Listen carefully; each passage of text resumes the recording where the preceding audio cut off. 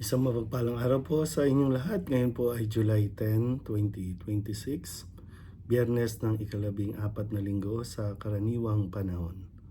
Ang ating pong unang pagbasa at pagninilay sa araw na ito ay hinango mula sa aklat ni Propeta Oseas chapter 14 verses 2 to 10. Ito ang sinasabi ng Panginoon: Israel, manumbalik ka na sa Panginoon na iyong Diyos. Ang pagbagsak mo ay bunga ng iyong kasamaan. Dalhin ninyo ang inyong kahilingan. Lumapit kayo sa Panginoon at sabihin ninyo, patawarin mo na kami. Kami iyong kahabagan at tanggapin. Maghahandog kami sa iyo ng pagpupuri.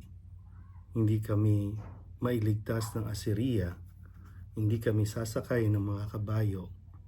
Hindi na namin tatawaging Diyos ang mga larawang ginawa lamang ng aming mga kamay.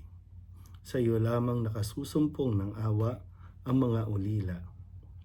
Sabi ng Panginoon, patatawarin ko na ang aking bayan, mamahalin ko sila ng walang katapusan, sapagkat mapapawi na ang aking galit.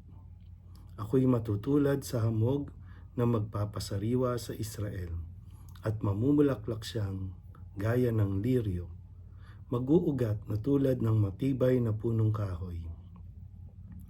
Dadami ang kanyang mga sanga, gaganda siyang tulad ng puno ng ulibo, at ahalimuyak gaya ng Libano. Magbabalik sila at tatahan sa ilalim ng aking kalinga. Siya'y yayabong na gaya ng isang halamanan, mamumulaklak na parang punong ubas, at ang bango'y katulad ng alak mula sa Libano. Ephraim, lumayo ka na sa mga Diyos-Diyosan. Ako lamang ang tumutugon at nagbabantay sa iyo. Ako'y katulad ng sipres na laging luntian, at mula sa akin ay iyong bunga. Ang mga bagay na ito ay dapat unawain ng matalino at dapat mabatid ng marunong. Matuwid ang mga daan ng Panginoon, at doon tumatahak ang mabubuti, ngunit madarapa ang mga ahas na sumuway. Ang salita ng Diyos. Muli po, isang mapagpalang araw sa inyo pong lahat. Biyernes na naman at sa ating unang pagbasa sa pagpapatuloy ng aklat ni Propeta Oseas. Ngayon ay ang pagbibigay ng pangako ng Diyos na ililigtas ang bayang Israel mula sa Assyria. At yung pahayag nga ng mga Israelita na hindi rin sila talaga kayang mailigtas ng Assyria, ng hari nito. Ganun pa man, kahit nagkasala ang Israel at sumuway sa Diyos, niloob pa rin ng Diyos na sila po ay tanggapin. At dahil sa kanyang laki ng pagmamahal at habag, kanyang pinababalik ang kanyang sambayanan na patungo, magpasakop ulit sa kanyang pag-aaruga. At patuloy na siya ay patuloy na nagmamahal sa buong bayan ng Israel, kahit na ito ay labis na nagkasala.